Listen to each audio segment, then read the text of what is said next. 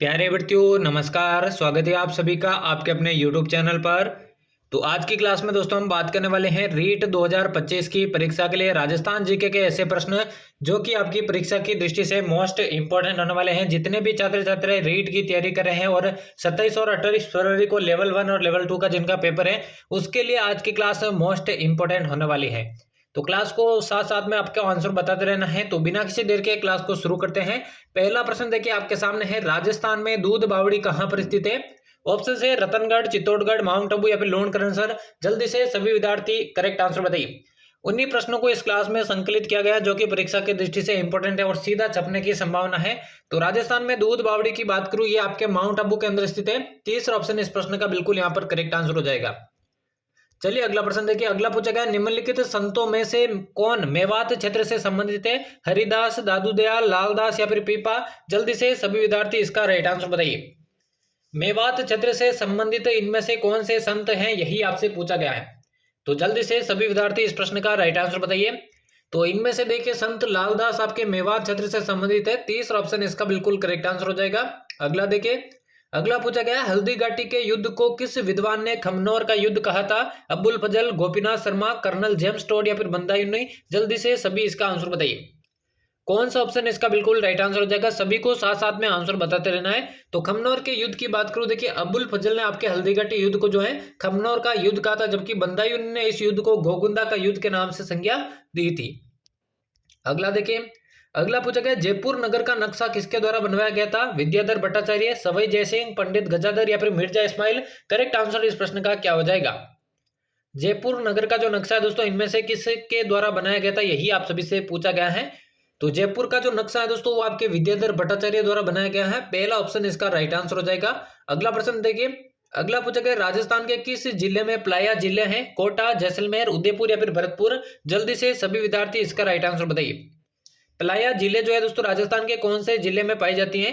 बहुत ही इंपॉर्टेंट प्रश्न है, काफी बार एग्जाम में पूछा गया प्रश्न है। तो ये आपके सर्वाधिक जैसलमेर जिले में देखने को मिलती है। दूसरा ऑप्शन इसका राइट आंसर हो जाएगा। अगला देखिए।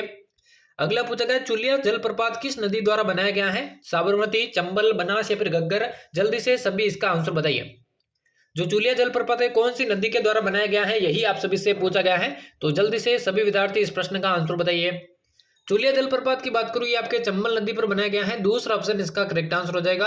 अगला देखिए। अगला पूछा गया, राजस्थान के किस पेड़ को जंगल की ज्वाला के नाम से जाना जाता है? महुआ, खेजड़ी, पलाश या फिर धोकड़ा? करेक्ट आंसर इस प्रश्न का क्या हो जाएगा? जंगल की ज्वाला के नाम से कौन से पेड़ को जाना जाता है, यही आप सभी से पूछा गया है। तो राइट आंसर की बात करें, पलाश के वन को जंगल की ज्वाला के नाम से जाना जाता है। तीसरा ऑप्शन इसका करेक्ट आंसर हो जाएगा। अगला प्रश्न देखिए। अगला पूछा गया, राजस्थान के प्रथम जैविक उद्यान का नाम बताइए। नाहरगढ़, शेरगढ़, आक्कल या फिर वन विहार? जल्दी से सभी विद्यार्थी इसका आंसर बताइए। राजस्थान के प्रथम जैविक उद्यान का नाम इनमें से क्या हो जाएगा? जल्दी से आंसर बताइए इसका। तो राइट आंसर की बात करें, राजस्थान का प्रथम जो जैविक उद्यान है वो आपके नाहरगढ़ जैविक उद्यान है। पहला ऑप्शन इसका करेक्ट आंसर हो जाएगा। अगला देखिए। अगला पूछा गया, राजस्थान में माल्टा का उत्पादन किस जिले में प्रमुखता से होता है? बीकानेर, कोटा, गंगानगर या फिर झालावाड़? करेक्ट आंसर क्या हो जाएगा इसका? माल्टा का जो उत्पादन है किस जिले में प्रमुखता से होता है, यही आप सभी से पूछा गया है। तो राइट आंसर की बात करें, राजस्थान में सर्वाधिक माल्टा आपके गंगानगर में है और यहीं पर दोस्तों आपके माल्टा मंडी भी स्थित है। तीसरा ऑप्शन करेक्ट आंसर हो जाएगा। अगला देखिए। अगला पूछा गया, राजस्थान में गार्नेट के भंडार कहां पर पाए जाते हैं? सवाई माधोपुर में, टोंक में, बूंदी में या फिर जयपुर में? करेक्ट आंसर बताइए सभी विद्यार्थी। और क्लास के एंड में बताना दोस्तों यहां से कितने प्रश्न आपके करेक्ट हुए, ईमानदारी से आपको बताना है। तो राजस्थान में गार्नेट के जो सर्वाधिक भंडार है वो आपके टोंक में मिले हैं। दूसरा ऑप्शन इसका करेक्ट आंसर हो जाएगा। अगला देखिए। पूछा गया, 2011 की जनगणना के अनुसार राजस्थान की साक्षरता दर कितनी है? 74.04%, 66.11%, 71.31 या फिर 64.55? करेक्ट आंसर क्या हो जाएगा? राजस्थान की साक्षरता दर 2011 की जनगणना के अनुसार तो ये है आपके 66.11%। दूसरा ऑप्शन इसका करेक्ट आंसर हो जाएगा। अगला देखिए। पूछा गया, निम्न में से कौन सा ऊर्जा का नवीनीकरण स्रोत नहीं है? सौर ऊर्जा, पवन ऊर्जा, तापीय ऊर्जा या फिर बायोगैस? करेक्ट आंसर बताइए इसका क्या हो जाएगा? ऊर्जा का नवीनीकरण स्रोत इनमें से कौन सा नहीं है, यही आपसे पूछा गया है।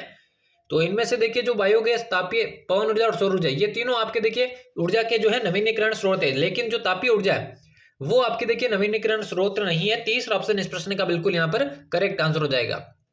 अगला देखिए, अगला पूछा गया यह ऐसा किला है जिसका दरवाजा कोई आक्रमणकारी नहीं खोल सका, यह कथन किस किले के बारे में है? जैसलमेर का किला, जालोर का किला, चित्तौड़ का किला या फिर जूनागढ़ का किला? जल्दी से सभी विद्यार्थी इसका आंसर बताइए। यह जो कोटेशन है दोस्तों कौन से दुर्ग के संदर्भ में कहा गया है? तो ऐसा कोई भी आक्रमणकारी नहीं खोल सका जिसका दरवाजा, वो है आपके जालोर का किला। और ये किसने कहा था? ये कहा था दोस्तों आपके हसन निजामी ने। हसन निजामी का ये कोटेशन है, तो ये भी आपसे पूछा जा सकता है कि ये कथन जालोर दुर्ग के बारे में किसने कहा था? तो हसन निजामी ने कहा था। अगला देखिए, अगला पूछा गया आबानारी मंदिर कहां पर स्थित है? सिरोही, बारा, दौसा या फिर सीकर? जल्दी से सभी विद्यार्थी इसका आंसर बताइए। जो आबानेरी मंदिर है कहां पर स्थित है, यही आपसे पूछा गया। तो आबानेरी मंदिर की बात करूं, ये आपके दौसा के अंदर है। तीसरा ऑप्शन इसका करेक्ट आंसर हो जाएगा। अगला प्रश्न देखिए, अगला पूछा गया खेजड़ी का पेड़ किससे संबंधित है? गोगा जी, तेजा जी, पाबू जी या फिर देवनारायण जी? जल्दी से सभी इसका आंसर बताइए। जो खेजड़ी का पेड़ है इनमें से किससे संबंधित माना जाता है, यही आप सभी से पूछा गया है। तो खेजड़ी के पेड़ की बात करूं, ये दोस्तों आपकी किससे? गोगा जी से संबंधित है। पहला ऑप्शन इसका करेक्ट आंसर हो जाएगा। अगला देखिए, अगला पूछा गया राजस्थान राज्य हथकरघा विकास निगम की स्थापना कब की गई? 1986, 1991, 1984 या फिर 1972? करेक्ट आंसर सभी को इसका बताना है।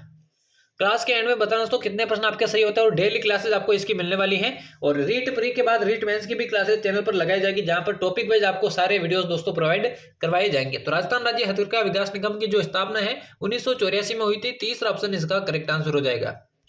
अगला देखिए, पूछा गया सांकड़ी और मेहमद आभूषण कहां पर पहने जाते हैं? सिर में, कान में, नाक में या फिर गर्दन में? जल्दी से सभी विद्यार्थी आंसर बताइए इसका। जो सांकड़ी और मेहमद आभूषण है कहां पर पहने जाते हैं? तो ये दोनों ही आभूषण देखिए सिर के अंदर पहने जाते हैं। पहला ऑप्शन इसका राइट आंसर हो जाएगा। अगला देखिए, अगला पूछा गया हेलेरू संस्था किससे संबंधित है? गरासिया जनजाति से, सहरिया से, भील जनजाति से या फिर मीणा जनजाति से? करेक्ट आंसर सभी को इसका बताना है। जो हेलेरू संस्था है इनमें से किससे संबंधित है, यही आप सभी से पूछा गया है। तो हेलेरू संस्था की बात करूं, ये आपके गरासिया जनजाति से संबंधित है। पहला ऑप्शन इसका करेक्ट आंसर हो जाएगा। अगला प्रश्न देखिए, पूछा गया अंग्रेजों को मुल्क का मीठा ठग किसने कहा है? नाथू सिंह ने, शंकरदास सामोर ने, केसरी सिंह बारट ने या फिर बांकीदास ने? जल्दी से सभी इसका आंसर बताइए। अंग्रेजों को मुल्क का मीठा ठग इनमें से किसके द्वारा कहा गया था?